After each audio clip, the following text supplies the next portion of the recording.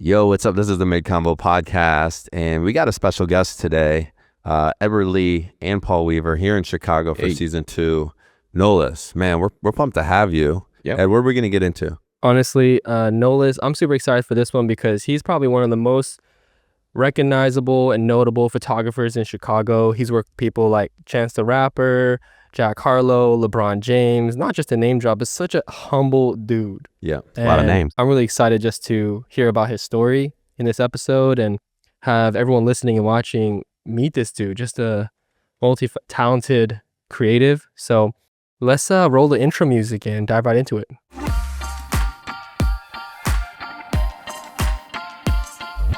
man, I just want to say shout out to you for hopping on the mic. Happy to help out, man. It's nice to meet you guys. Kicking it, had a little dinner last night. Yep. Rode you around. Did you guys go see Lower Whack? Oh, we went to bed. Oh, we did. Where they shot the Batman and all that. Oh, we did do that. Yeah. Did you? Cool. Okay, sick. Yeah, okay. Yeah, had a little We were dinner. cruising. Shout out to Mike. Saw Lower Whacker, a little Batman, Dark Knight. Okay, dope. Yeah. Yep. But no, man, it's nice to be here, man. It's heard good things. So I'm excited to get this going and Yeah. tell the world a little bit about myself. Well, dude, I'm a Midwest guy, Minneapolis, born and raised.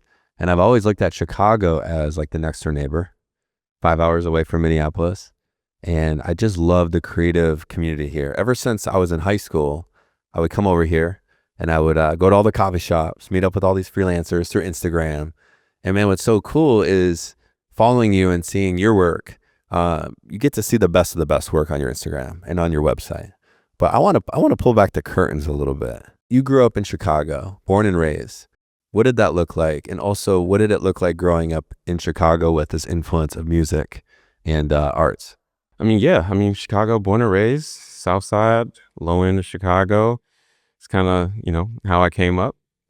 Still over here as well. And just growing up on Chicago, man, it's, especially just being like one of the bigger cities in the Midwest, it was always kind of cool because you just kind of got that mixture of that Midwest mentality, but you also still kind of had that grittiness or That like urban that edge city boy. of just like the metropolitan city, blase blah, whatever one they want to call it. So growing up in Chicago, man, it was dope, man. It was an experience, man. I went to high school at Kenwood Academy. It's like in Hyde Park, and in Chicago, it was like known as like the artsy, like it's like where like the cool art public school kids went. Yeah. It wasn't like a private school or anything like that, but that was like the public school where like some of the cooler artsy kind of cats used to like the fashion, streetwear, like dressing, that type of vibe. So anytime if you ask somebody like in Chicago, I was like, oh, where you go? And you're like Kenwood, they'd be like, oh. Like, oh yeah, I know what type of vibe he was, but that's kind of where everything started for me, really. High school was where I kind of met my big bros, Mike and Vic. They worked at this streetwear store in Hyde Park called Leaders 1354. Shout out Mike, Vic, Corey. And then that's kind of how I kind of came about into the scene here in Chicago. Kind of before that, I was just kind of roaming aimlessly, just living the life. And then I remember I walked into the store one day. I was like skipping class and like walked into the streetwear store one day, and there was a dude in there. It was Mike, and he told me my pants was too big. Hey. and that's kind of how I just kind of like got into like the streetwear and the arts, like that kind of scene here in Chicago. So I was kind of really big into streetwear and fashion for quite a while, and then later on, things just start to expand, and I start to see people around me taking photos, and I was like, oh, that's kind of interesting, like I should try it, and just kind of got into it more and more. And then I would just walk around with this like garbage digital point and shoot camera. Didn't even have a brand name. I couldn't even tell you what it was. Trash. But and I remember I had it, and like I remember one day I got in a fight with my big bro Vic. And we got in a fight. It was cool. But my camera broke in the process of it. But he's my big bro. So he actually put down half the money for me to get my first digital SLR. Wow. So that's kind of what helped me kind of get into it and just kind of spark my love for photography and just kind of do it as like a hobby. So what year was that when you probably first picked up a digital? We're talking high school? Digital, my first camera, I think was probably like, no, I didn't even get into photography until I was 20. Wow. So yeah, I think that was like 08, 09, Okay. something like that. Nice. I'm dating myself. But yeah, like 08, 09 is kind of when I first kind of picked up cameras and got into it like as a hobby. So, and you know, like I said, back then we were in the scene. So I was the party photographer. Like I was always at the clubs and I was at the bar. I was the dude at the parties who was always like, I got dirt on everybody in the city. Just putting that out there. I got all y'all photos from all these clubs. I got dirt on everybody. I'm joking. But yeah, I was kind of that cat. So that was kind of knowing me like the dude with the camera, and really got into that. But you know, eventually I wanted to kind of spread out and get into more things. So I was really big into shooting people, shooting portraitures. Like I was very close into like the music scene and the art scene. So a lot of my friends were like artists and musicians and stuff like that back in the day. So I had the opportunity to kind of shoot with them. And back then it was just, you know, I didn't go to school for it. So it was just me learning and trial and error and YouTube 101, just kind of, you know, figuring things out on my own, and, you know, eventually built up into its own thing. Like I was saying earlier, right the same time I got into photography is also the same time I got accepted into pharmacy school. So I actually ended up going to pharmacy school for like 4 years, finished that, worked there for like a year and a half, 2 years, and then kind of got back out of it and jumped back into photography. You know, I was just like, yo, I got a little time. I'm gonna jump in, see what happens. Yeah. And that was over a decade ago now. So now I'm here, and Wow. things are going well. That's Can't amazing. complain. Going from pharmacy school, what made you want to go down that path, even though you had this passion for the arts? Like, what was it, more of like a safety thing? Was it like, nah, I should just go to school still? Like, Yeah, I think it was just regular stereotype of, you know, what you should do. Go to high school, go to college, get a job, get a 401k, blah, blah, blah, blah, blah. Yeah, I was just kind of on autopilot, following instructions. Back then, I didn't even know that you can even make a living off photography. You know, True. back then, photographer, I'm like, yeah, this old dude with a bit taboo, ponytail and a vest and like shooting Sports Illustrated magazines. And it was like, you know, that's kind of what I saw. And, you know, as things went along, you meet more people. You're like, oh, you know, party photography, event photography, concert photography, shooting artists, shooting musicians, portraits. Instagram came, which helped to really blow up, you know, that For sure. that literally that job classification just exploded when Instagram came out. So, you know, it got to a point where it was like, oh, I might be able to actually like do something with this. I might be able to actually like make a living off of this. And then, yeah, that's when I just like, yo, I'm just going to roll with it and see what happens. And then it just kind of snowballed into, you know, what it is now. That's so awesome. Yeah. What did that look like then, from you getting, you know, from your 20s till to pharmacy school to going full-time freelance? What type of projects, if you can name a few, was it spec work? Was it just shoot portraits with friends? That was like making me like, I can make some What some made bread off of it. what made you realize, man, I actually can take the leap to go full-time? Man, I think it was just really like getting to that point where I was old enough to kind of see all of my networks come to fruition. So like back then, like, you know, I was out partying in clubs since I was like 16. And like here in Chicago, like everybody that you party with, they grew up to be the art directors, the creative directors, the producers, the musicians that blew up. And I knew all of these cats since I was younger. Wow. So like, you know, Who are some of the people you grew up with, or that you kind of worked with early on, where you're like, man, this actually was like the launch pad? I mean, I don't know if it was necessarily a launch pad. I mean, well, first and foremost, my core group of friends that are still some of my best friends today, which is my brother Rello, who is an amazing self-taught graphic designer here in Chicago. My brother Joe, also known as Joe Fresh Goods, who is just a brilliant mind. I don't even know what his job is because he has like 8 of them. My brother Aaron, who is probably the most creative person I know that no one knows who, but everybody should, which is crazy. You know, and so many other people. My brother Davey, who's an amazing videographer and just creative mind in his own right. There's so many people I can't keep going. I'm sure the list my is long. core group of Incredible. friends, my brother Nez, producer, musician, brilliant. But these are the people that I surrounded myself with since I was a teenager. Some of them I've known since I was 14 in high school, and we've all kind of grown up together in our own different paths. Not really doing the same thing, but always kind of keeping it competitive. Wow. Like I'm never competitive to like, you know, I want to be better than you, but if I see them doing something, I want to be doing something too. Wow, So that's like cool. it was always like that thing. That's why when I always tell like younger creatives or things like that, they ask me, I'm like, get you a circle of like-minded beings. They don't have to be in the same realm as you. They don't have to be photographers or doing the same thing as you, but just like-minded beings that want to create and want to grow. I think that was probably one of the biggest things. So, and also just kind of growing up and seeing a lot of the younger artists and musicians, like people older than me, Hebrew Brantley, who I've known for a long time, shot with him.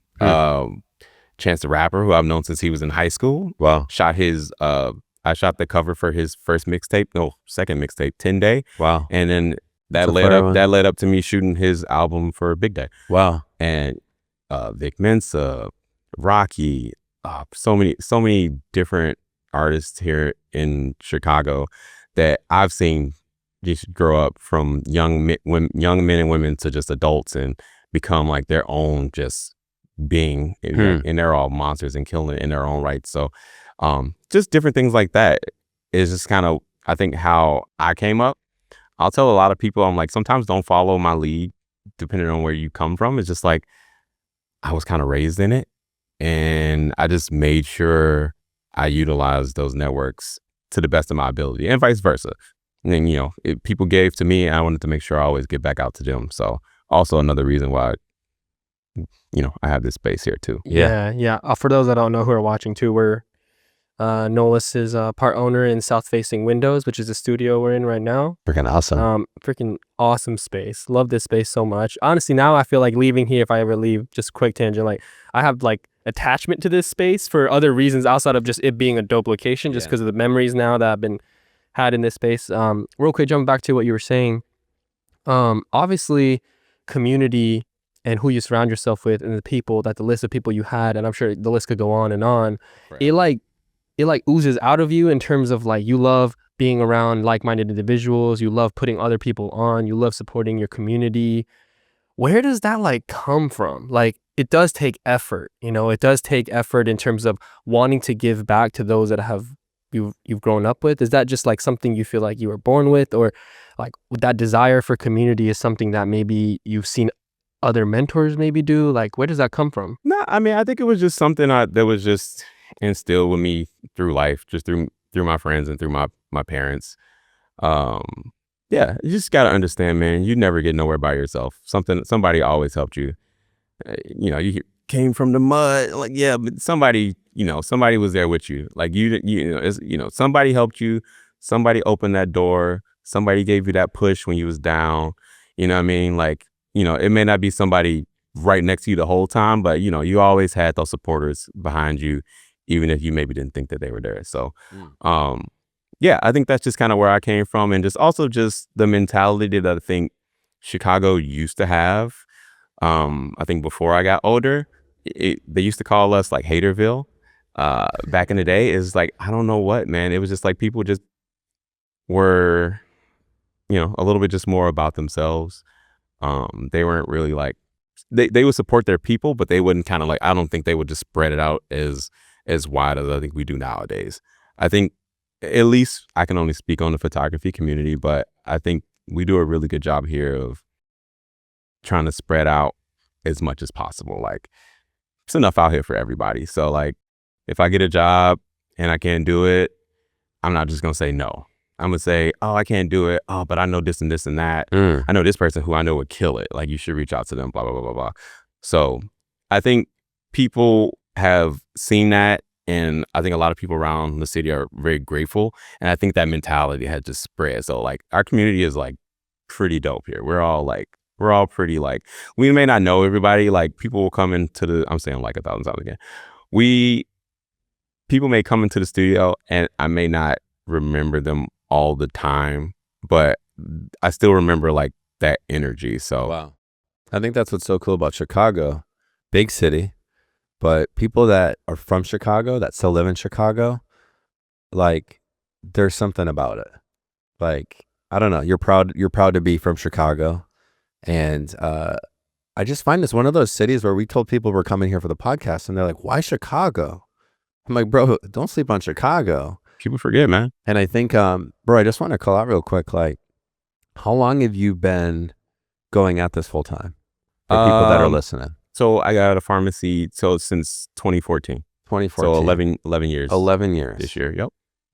Was there a moment where you're like, man, I feel like, not that you've made it, because I think you're a student of the game, which I've been able to tell off the mic, but was there a moment where you're like, I feel super secure in like this being my full-time thing forever, or for the time being, because I've been able to make money with my camera and I've been able to work with people that I actually love and enjoy working with? What was that switch? I don't know if it was like a switch, man. It's been a very gradual process. But I know like when I first started, I ended up getting a gig with Nike Chicago, and I was basically just shooting anything and everything for them. And it was crazy because like people will think, oh man, he's shooting Nike stuff. Man, I'm in the suburbs by myself shooting high school long distance runners with no equipment, no assistance. I'm helping taking out the trash. I'm helping load up. It wasn't all like great at the beginning. But I actually think, and then following along, not to trash Nike because I owe them a lot, but following along, I actually think the first time I made it was like Nike Chicago asked me to do their entire summer campaign. Wow. So it's like, yeah, we want you to shoot everything. The whole thing. And it was my first my first like big check. That's dope. And I think that was when I like, okay, that's like, this is like an opportunity. Wow. I got to ask around the concept of building with others. Yeah. You run your business by yourself, obviously. Yes. But when something like that happens, you get that email and you see that dollar amount, do you call your homies and you're like, bro, I just want to, like, this is kind of cool. This is crazy. Who do you share your wins with? Yeah, who do you share your wins with? Do you? Oh, yeah. I mean, yeah, my homies, my girl. But, I also feel like between my homies, it's one of those things like if I get rich, I won't say anything, but you'll know. Hey, type of thing with my homies. They'll be like, when'd you get when'd you get them glasses? You'll be acting a little different. Oh, you got some gold fronts now? Where'd you get that? You for that now? So it's like little things. So like we don't talk about, that's funny. We don't talk about money too much between our peers, but I think it's more just about talking about the accomplishments, talking about the goals. That's cool. Like, I remember when I got my first article for New York Times. Yeah. And if you don't know New York Times, if you don't know working for newspapers or publishing companies, like the fee isn't ginormous, but it's New York Times. Yeah. So like I've done a ton of things before that. Like even with my dad, having to convince my dad, like I've done a ton of things that pay more money than that. But when he saw my name in the New York Times, which is a newspaper he reads all the time, it clicked with him. Or like when he that's saw a cool moment. When he saw me shooting for Chicago Bulls. Yeah. Like that, those are the type of things that like click for certain people. So I think it's just more. I think it's more the moments than the numbers, really. I just had this image. Your dad has that copy tucked away somewhere at home. Yeah. Which is awesome. He probably reading like, that's crazy. Cool, man. 100%. I got to ask quick because we love talking about pricing and money, and we're not going to talk about too much on here, but you said that, you'll tell your boys like, yo, Nike hit me up, I'm doing the whole spread. and they're probably like, yo, that's awesome, that's dope, bro. How come you guys don't talk about numbers, or do you sometimes? I don't think I talk about numbers with my boys because we're not in the same field. Not in the same lane? Yeah. So it doesn't necessarily Makes sense. make sense or really come up. Okay. I do talk about numbers. Okay. I talk about them with my peers, Gotcha. with other photographers. Nice. So That's cool. 2 other owners here, Mike and Alina, always talking about numbers. That's awesome. I was just on the line with my homie Steven last night. He hit me up and was like, yo, I got a gig. They just hit me up, and this was the day rate, and this is the usage, and this is the licensing, and they want all of the images in perpetuity and like all these. And so I'm talking to him, and I'm like, okay. I'm like, if this was me, I would send them this, and that. I would charge them as much money as possible if they're asking for anything, unlimited usage in perpetuity. Yeah. And I would also try to give them a second option Yeah. of a 1 or 2 year licensing, because that's probably all they would need it for anyway. They And might- for context, they're this probably is a just- brand that we've all heard of before. Probably. Yeah. I don't remember their brand, but Totally. it was a popular Yeah. brand. It was a big brand. It was a brand where they can get the They can budget pay if they for it, want. yeah. Yeah. So yeah, a lot of time if I hear, unlimited usage in perpetuity, I'm like, either they're trying to con you, or this is just some like standard contract that they just throw at everybody To see what happens. to see if somebody will negotiate. So I'm like, yeah, I'm either, if they want something for perpetuity, charge them perpetuity numbers, but also give them an option That's for a cool. 1 or 2 year licensing lease, because you don't want to just throw them some crazy number and they're like, oh, never mind. Yep. You want to still be able to get that job and get that bid. So no, I'm always talking That's so to cool. photographers about money, especially younger photographers. Reach out to me all the time. And I don't have the answers all the time. I think a lot of time, though, there is no number. There is no number. I don't care what anybody tell you. There is no standard number. But, I think a lot of it depends on your expectations, what you think you can execute, and just your level of ability. So like if a photographer reaches out to me and I know they've only been shooting for 1 or 2 years, I'm not going to tell them to throw a 5K day rate at somebody. 100%. It depends on the scenario, and everybody is different. Even me, I'm not perfect. I've lowballed myself dozens of times.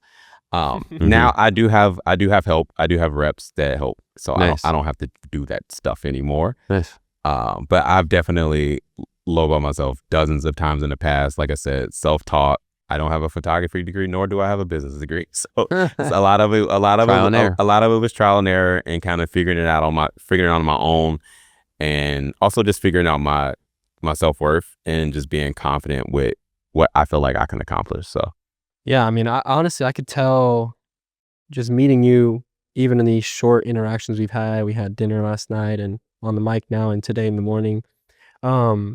You can tell you're like just confident in your own skin.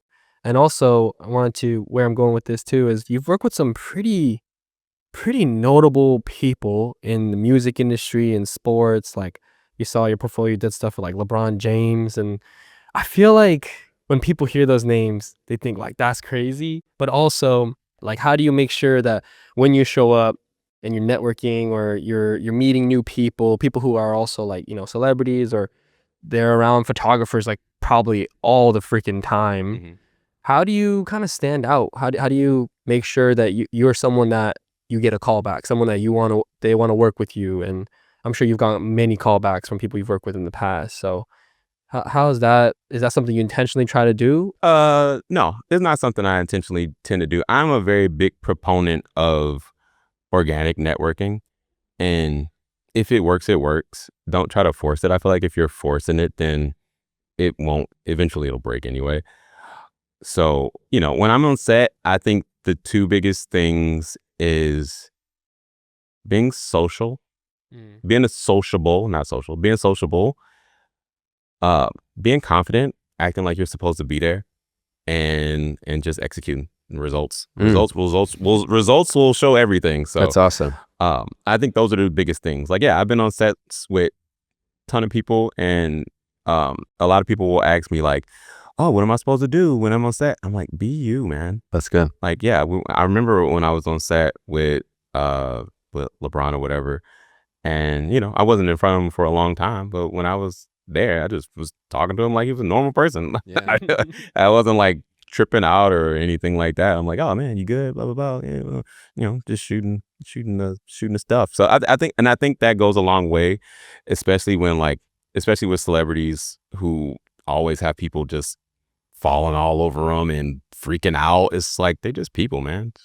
So I just treat them as such, and I think it's a level of respect that you get from that. It's like, oh, they're not scared, they're not nervous, they're not treating me like a anomaly type of thing. So I think that's me. I'm always me. I don't really change much for nobody. So I'm pretty chill like this. That's cool. I'm pretty chill like this on set too.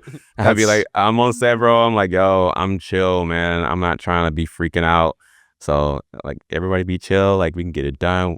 My big thing is like we do what we can do. We get as much stuff done as we get done. So but yeah, I think that's the biggest thing is just being organic, being yourself, acting like you're supposed to be on that set and executing. That's cool because I feel like we've all been on set where it's just maybe us and the talent and like an assistant. Mm-hmm. And then we've all been on set where there's 10 to 15 people behind you. And it's like whenever I look at that transition for me, I made sure from the beginning I acted the same way when it was just me and assistant and the talent. And then when I started getting on big sets, I'm like, I'm just going to act the same way. Same way. Because I set that standard for myself. If people love being on set with you, they'll bring you back. Regardless if you're top tier or I mean, your photos can be really good and they can be really great. But if people love you on set, they'll bring you back regardless. Absolutely. That's awesome. I was going to ask, was there ever an opportunity for you to get experience being on set before actually being like the main shooter? Yeah. Where you're able to kind of read the room and be like, hey, I'm never being like that guy. I like what that girl's doing. You know what I'm saying? Yes. I mean, I'm always reading the room. I love being on set regardless. I actually like being BTS on set a lot because I get to see a lot of things that I don't get to see in like my personal studio. Just bigger sets. Yeah. More gear. I'm always chopping it up with G&E. Just be like, oh, what is that? What does that do? What does that mean? What's a opal? Like, stuff like that. It's like, I love being on set because it can put me in the place. I get to just understand that jargon and I get a better understanding of it when I am the main person on set. I think the first time I ever did that, it was a Reebok shoot with JJ Watt. Hey. And I was the second photographer. So we got to go there. And I remember it was the first time I found out what a pre-light day is. So I remember we came and I'm like, so y'all just set everything up the day before and then you just come in and just shoot it? I'm like, oh, this is sick. I'm like, I've never had, like back then, I never had a budget. Nobody ever gave me a budget for a pre-light day. That's so funny. So I'm like, oh, you guys, like, they were taping where all of the lights go. They know all of the light settings. They had a talent guy, like a stand-in, like who's supposed to be JJ Watt. Looking they did like all of the JJ Watt in moves. high school. They knew all the things, and like they were like, we're not gonna have, how it works is, especially a lot of with these athletes, they're busy, they train, they're tired, they need to, so we don't have a lot of time with them. So we want them to come in, we want them to know what they're doing, we want them to know their places, we want the lights to already be set, and we want it just to go. So I think that was probably the first time I've ever like seen that in person. And who was the photographer's name? I think his name was Michael Scott. And he was dope. He was cool. He was sociable. He got along with everybody. His team, his first and second, everybody like respected him and was following instructions, and he knocked it out. So yeah, I think that was the first time. That's great. So cool. Like I relate to that story so much. There's so many times I've been on set as like a helper or just like BTS and asking questions and finding out new things. Like you said, we actually just had a podcast episode this season about crushing anxiety on set. Like when you're first starting out, like you get called onto a big set and there's like so many like filmmaking terms or like just like industry standard terms that you don't really learn unless you A, have been on set a ton, or B, like went to school for it or something. Like I was telling Paul, like when I first found out like what it meant when people were like, oh, camera's speeding, I'm like, what's speeding? Like camera's rolling, camera's recording, like all these things that you kind of pick up and all this jargon. So it's really nice when you get to actually learn on set. Because there's only so much you can learn by just being by yourself and just going with talent somewhere? I'm always asking questions. Like I even remember when I was on set and I had the C-stand wrong. I was booming a light, and it's supposed to fall with the knob. Yeah. So if it falls, it tightens, and I didn't know that. Oh shoot! So I remember he came and he like swapped it out. He didn't say nothing to me, but I saw him like doing it because I know I did it, and like I gave him crap like the whole day. I was lying. I was telling everybody he was yelling at me because I did it wrong, and he didn't yell at me. But I thought that was funny. But yeah, like even just like little stuff like that. Yeah. You just don't know unless you were taught it or you see it. So, yeah. I think with what you said about being the BTS shooter is one of your favorite roles. Because whenever people ask me, hey, like someone came up to me today at the coffee meetup. She was a fashion photographer. She's like, I'm trying to figure out how to like learn more and like be on set more. And I told her, I'm like, find someone that's doing what you want to do, figure out how to add value to them, shoot behind the scenes for free, and just absorb. And I think what you said is so good because some of the favorite shoots of mine have been maybe not being the lead producer or photographer or videographer. It's been honestly anything that has to do with just making sure everything goes smoothly, and I'm able to help those that kind of have like D roles. So it's cool to hear that behind the scenes has kind of been like, I think it's my biggest learning experience. Like when you're the main guy shooting, you don't have time to learn, man. You just gotta you're too busy putting out fires every 5 minutes, and then also trying to take pictures at the same time. So but when you're behind the scenes, you can see everybody moving. You can see everything from a different perspective, and also just your BTS. So you have the freedom to just kind of do and shoot what you want. You don't have a shot list or anybody telling you what to do for the most part. So yeah, I think it's just a different perspective, and it's just kind of cool. Just another learning experience. I want to switch gears a little bit because off the mic, I heard you have a lot of cameras. You're into cameras. I don't have that many, dude. You're a bit of a you like having nice gear, your nice tools. I'm a bit like that too, so I can relate. I'm a bit of a gearhead, but also you've been doing this for like 11 years now. And obviously there's always people who say like turning your passion into a paycheck. Sometimes you burn out a little bit, but when we talk to you, like you're still so fired up about some of the like personal projects you got going on, some of the like leveling up your skills, learning new terms, learning new lighting tactics, all these things. How do you stay like, motivated? How do you stay like inspired to continue to want to do this stuff and keep leveling up your skills? That just come from like wanting to be great and wanting to do something, or do you look for somewhere or have a team or people you look to for inspiration and constantly trying to level up your skills or your gear or your camera? Yeah, I think it's just, I think it goes back to just me being competitive with the people around me. I just see people just keep going higher and higher, and so I want to do the same thing really. But also I just really love photography, man. I think that's about it really. I think that was the only thing that clicked.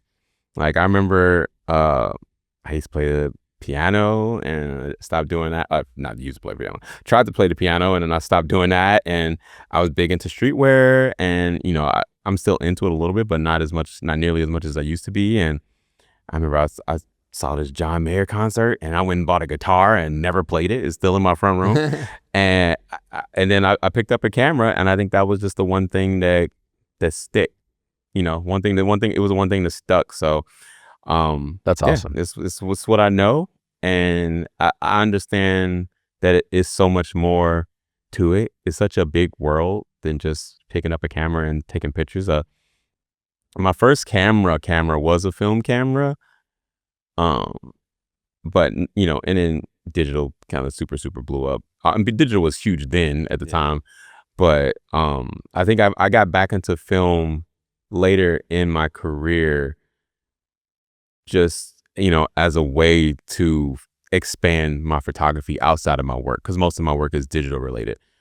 So I got back into film for that reason, and also I just like photography. I like film photography because it humbles me. It's nothing like film photography to tell you you're not as good as you think you are. So I really like that aspect to as well. With so many people around you telling you your work's nice and good and all that kind of stuff like that, I like that I can humble myself without anybody else having to do it for me sometimes. So this film talk is a good segue into What are some of the projects you're pumped about right now that you're working on? Yeah. So, I mean, outside of work, I've been working on this long-term project for the last 3 years. It's been just like an on and off portrait film photography project that I've been working on. So, trying to get that out this year. We're in the last moments of finalizing things. But yeah, I think I remember back in the day, back we were talking about it. It is hard keeping that passion when this is your career and you're trying to make a living off of it, and you're supporting people and paying bills, and you got to make things work. And not every job I do is fun, or not every job I do will I learn something from it particularly, and something new. So I do want to find a way to keep that interesting. So I think that's where my long-term project came from.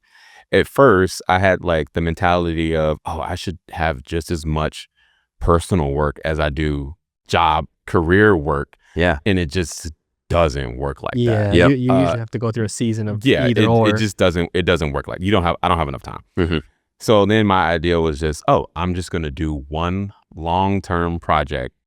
And whenever I get bored or I get time in between my work stuff, I'll just jump back into it. That's cool. So that's kind of how that's been. And now it's kind of gotten to the point where I'm over it and I want to go to something new. So now I'm trying to finish it up and get it out. So that's been my mentality on personal work. So, but yeah, it's not easy. You really have to enjoy it. I like being on set. Wow. I like working. Yeah. If you ask anybody, I'm a workaholic. So like, I like working. I like being on set. I like the nerdy photography jargon and learning new things and stuff like that. So that's always been in me. So it's difficult, but it's every once in a while. Yeah, you have your ups and downs. I think everybody does. So, but more or less. What you just said's kind of symbolic, where it's like the portrait project, which is a passion project. It's getting old to you, so you want to move on to something new. But when you come out with that project to everyone else, it's new. Right. I think that's so cool, because I find that that's what a lot of freelancers go through, where they're in a project so long sometimes, and they're waiting for the client to say, hey, it's published. And then they start rolling it out, and their excitement might be like, they're excited, but they're maybe like, yo, I've been looking at these photos for a while. I've been waiting. But man, I'm excited for that. I'm excited to see everything that you're going to do around that. And knowing you now, it's not going to just be posting it and just being like, yo, here it is. You're going to roll it out as an experience, which is sweet. Yeah, I'm going to do my best. I'm getting some ideas together and seeing how I'm going to execute everything and how I'm going to show everything. But I think it'll be cool. I think people will enjoy it. I want to ask a question. As a freelance photographer, you wear all these hats, and you've been doing this for 11 years, from accounting. I mean, you do have a lot of hats. I thought you meant like literally. Hey, check out the hat. If you're on the YouTube, though, if you're on the YouTube, check out the Art District LA hat. Come on. But no, like, you've worn all these hats, and I feel like me and Ed have too. What are some of the hats that you've had to wear that comes with entrepreneurship as a photographer, whether it's handling the accounting, whether it's the pricing conversations, whether it's the client experience, whether it's the pre-production, wardrobe styling. Like, I remember back in the day, I used to shoot photo and video on shoots. I had the gimbal, I had the photo camera, I had the prop bin, and I had the clothes on a hanger, and they were always like super wrinkled. And the shoots were always turning out like mid. And then as I grew, I was able to outsource some of the stuff I didn't like. What are your favorite hats to wear? Oof.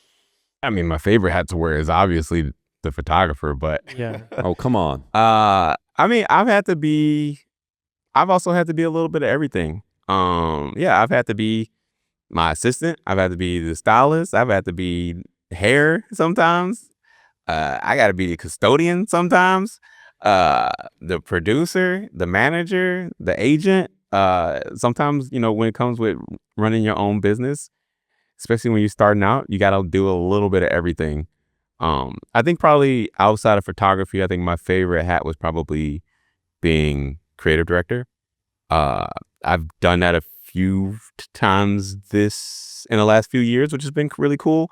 I did one with Dapper Dan. Nice. We did a shoot with Dapper Dan in New York, and I was really proud of that because I kind of helped really bring the visual together for that. And also just did a shoot with Kawhi Leonard for New Balance about a year or so ago, and basically, created the whole Nice. idea. So I was really proud of those scenarios. Just, it's one thing to shoot somebody's idea, but also to build the idea yourself and then be able to capture it the way you saw it or the way you imagined it and drew it up is really cool. So I think creative director is probably another one of my favorite hats, and that's awesome. Definitely want to do more of that in the future. Did you bring a camera on set for like the Kawhi Leonard one? I was a photographer too. Okay, so you're created. Okay, that makes sense. So it was the idea of it was, that's cool. The idea behind it was ascendance. And so I just had this idea, and I had this giant staircase, and I had multiple ideas, and I had to basically throw them all at the agency to see which ones we kind of worked with. And so I was talking with the prop stylist, I was talking with the set designers about how to build out the stairs and how tall do we want it, and how wide the steps are, with lights and colors and everything. That the whole build out was kind of flowing through me, which I don't get to do all the time, which was really, really cool. Wow, so it's just seeing it from nothing to finally coming to fruition was really, really cool. So that's awesome. That's probably one of my favorite projects. I think just from the standpoint of just I had the opportunity to just be so ingrained in the creative process of it. That's cool. I'm jealous. Bro, next time you need a behind the scenes shooter, I got you. Oh boy. man, I had New a York's guy right there, man. I had a guy who was from New York. His name escapes me. I wish I could know it right here on set, but he did BTS on it on 16 millimeter on Bolex, and it was so beautiful. And sick. He did such a cool job. He made me look so cool. Dude, that's fire. I think the creative directing, it makes total sense because your work is beautiful, man. Even I'm sure a lot of stuff where you just shot and I did it, and it's it's just next level, bro. So it's I love this thing on your website where you've added all the covers, with the graphics, published work, the published work. sheets. Oh yeah, they're the magazine covers and stuff. Is that do you pull that from when it's finished, or what made you think of the idea to put all the covers there instead of just putting a gallery of the work? I think it's in one way it's an archive for me of just kind of everything I've published, all of the published work I've done. And I think this is also just it's just another form of a portfolio. It's another way to see that when producers or photo editors, when they see that, they oh, he's been on set. Mm-hmm. He knows how to handle himself on set. He knows how to control a room. He knows how to execute in situations where it's high stress scenarios. So when people see those, it's not really, I don't have it really on there for clout. I have it on there so people know they can trust me to get it done. I like that. That's facts. Kind of last question on my end. South-facing windows as a studio, you guys are really great at bringing people together. Are there any special plans that you have, or is that something as far as bringing the community even further together, or are there more things you want to do, community-oriented, or any endeavors you want to take on with others? That's not necessarily always photography or being on set. I mean, yeah, we're trying to, especially with us being one of, most photo studios here in Chicago aren't on the South Side. There are some, but a lot in between.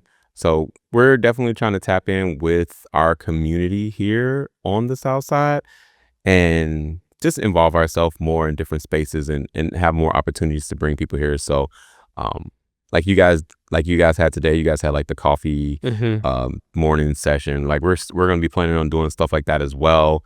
We're linking up with other coffee shops out on the South Side in Inglewood and trying to bring them here to have coffee work sessions and things of that nature. We're gonna be doing some photo walks with beers and cameras. We have a Chicago region here, so we're trying to work out plans and stuff with them. A lot of the lights and stuff that we're using today are from Photo Diox, which is a Chicago land-based lighting company. So we work with them, and they gave us some lights so that we can give to our residents when we come in with our monthly residencies. We let them use those lights if they don't have them. So yeah, it's a bunch of different things. We have our happy hour where we just come in and just have people chill and network and meet each other and vibe. So we're definitely trying to like elevate our community events this year and just make sure we're being more involved with the city and doing what we can. I know we're all busy in our own accord, running all over the place, but we're really trying to like make sure we're like stepping in and doing our part. That's awesome, man. I think at the end of the day, like community over competition. 100%. And there's so many people even this morning that were telling us that they've been looking up to you guys as owners of south-facing windows. And I'm like, God dang, it's like you guys have really made an impact in the years that you guys have like came together and been like, hey, we are not only going to grow our businesses, but we're also going to bring people along the way in these like community events. But man, I'm honored that you're on the podcast right now. I know I'm inspired. There's some things that after looking at your website, I'm like, your boy's I'm about to cook this next season because I'm competitive. Yeah. And I like it. I'm always a student of the game. I've been doing this for 13 years and I'm proud of my website, but I just want to say like, you're very, very humble. And I know a lot of people during this episode are probably scrolling through your website, scrolling through your Instagram. But I gotta go update my website. If people are trying to find you online, how can they find you?